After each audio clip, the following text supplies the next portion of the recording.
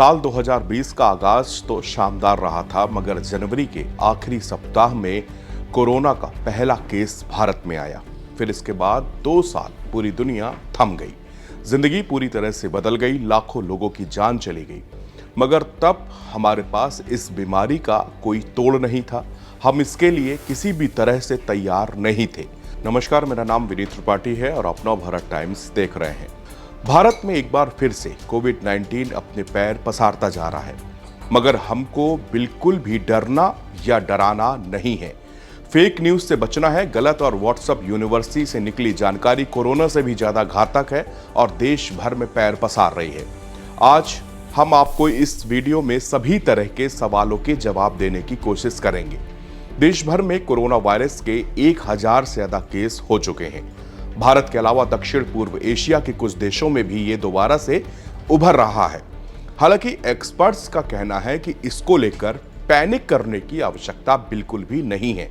फिलहाल कोविड के लक्षण हल्के हैं, लेकिन कुछ बुनियादी सावधानियां भी जरूरी हैं। कोविड को लेकर आम लोगों के मन में आ रहे जरूरी सवालों के जवाब हम आपको यहां पर बताने जा रहे हैं।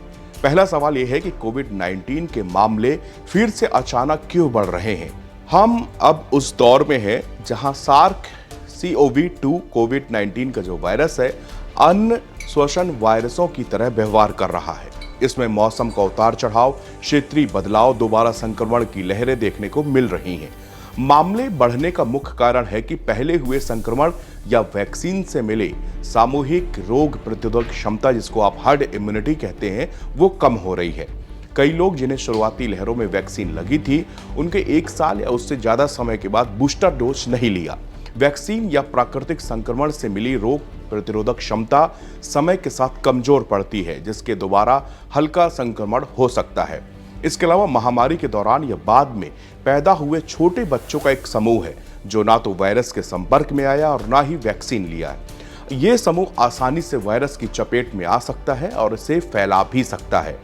अब सवाल ये होता है कि क्या नए वेरिएंट इसके लिए जिम्मेदार है? तो अभी तक इसका कोई ठोस सबूत नहीं है कि कोई खास वेरिएंट इस बढ़ोतरी का कारण है। विश्व स्वास्थ्य संगठन यानी कि WHO और भारत की एजेंसियां JN.1, LF.7 और NB.1.8.8 जैसे कुछ नए वेरिएंट्स पर बारीकी से नजर रख रही हैं, लेकिन ऐसा कोई संकेत नहीं है कि ये पहले के ओमिक्रॉन वेरिएंट से ज्यादा संक्रामक या गंभीर है। भारत में पर्याप्त जीनोम सीक्वेंसिंग नहीं हो रही, इसलिए यह कहना जल्दबाजी है कि ये वेरिएंट्स ही मौजूदा बढ़ोतरी के लिए जिम्मेदार हैं।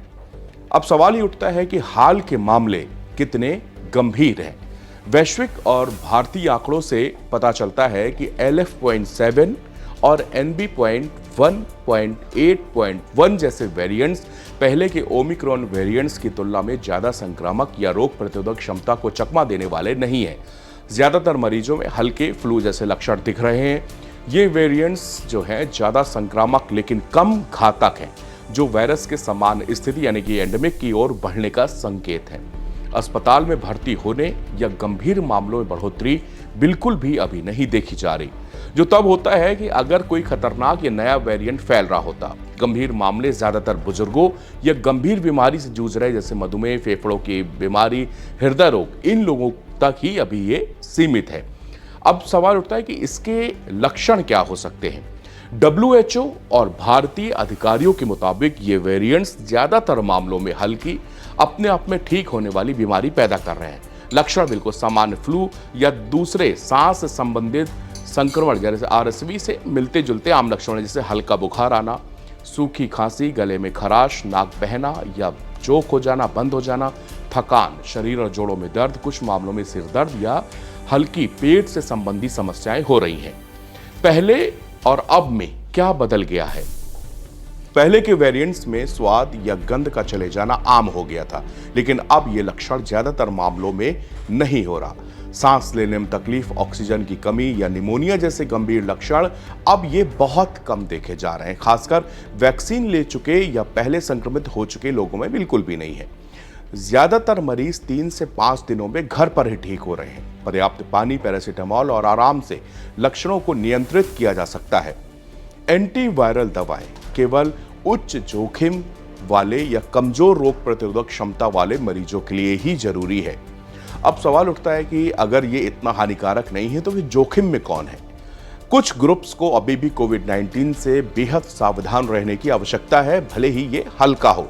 बुजुर्ग जिनकी उम्र 60 साल से ज्यादा है, गंभीर बीमारी वाले लोग जैसे कि जिनको टीबी है, हृदय रोग है, फेफड़ों की बीमारी है, कैंसर या किडनी की समस्याएं हैं, कमजोर रोग प्रतिरोधक क्षमता वाले लोग जैसे कि इम्यूनो प्रोसेस दवाएं लेने वाले, इन समूहों के लक्षण दिखने पर जल्दी चिकित्सा सहायता इनको लेनी चाहिए और आगे की सावधानी भी बरतनी होगी।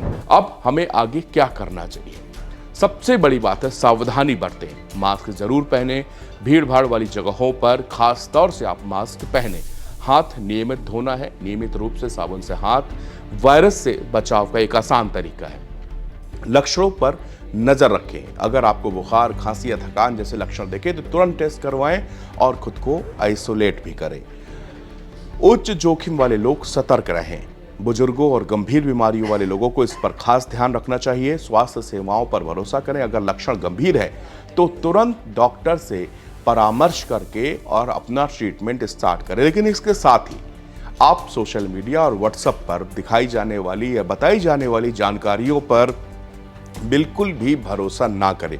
अभी दुनिया भर के जो एक्सपर्ट्स हैं, जो भारत में भी आईसीएमआर ने भी बाकायदे इस मामले में अपना वक्तव्य जारी किया है। साफ तौर पर जो भी इनको एनालिसिस कर रहे हैं उसमें यही आ रहा है कि ये बहुत ज़्यादा घातक नहीं है, परेशान करने वाला नहीं है। अगर आपको इसके लक्षण दिखते हैं तो आप सामान्य तौर पर बिल्कुल पैनिक किए हुए बिना आप अपने डॉक्टर से इसकी सलाह लें और घर पर ही ये ठीक हो रहा है।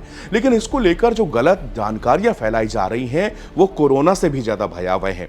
आपने कोरोना के समय देखा होगा कि बहुत सारे लोगों की जान सिर्फ इस वजह से चली गई क्योंकि वो घबरा गए थे, भड़बड़ा गए थे और उन्होंने मोबाइल पर और सोशल मीडिया पर ऐसी जानकारियां देखी जिसको उनको लगा कि अब ये बीमारी से लगभग दुनिया खत्म हो जाएगी। और यही जानकारियां आज फिर से दोबारा सोशल मीडिया पर परोसी जा रही हैं। 2020, 21, 22 के समय की गंभीर तस्वीरें सोशल मीडिया के लोग शेयर कर रहे हैं। ये वही लोग हैं जो आपको भ्रमित करना चाहते हैं, आपको परेशान करना चाहते हैं और उस वक्त की तस्वीरों को बताकर ये दिखाया जा रहा है कि जैसे कोरोना इस समय फिर से देश के अंदर फैल रहा है। हाँ, इसमें कोई शक नहीं कि देश के तमाम हिस्सों से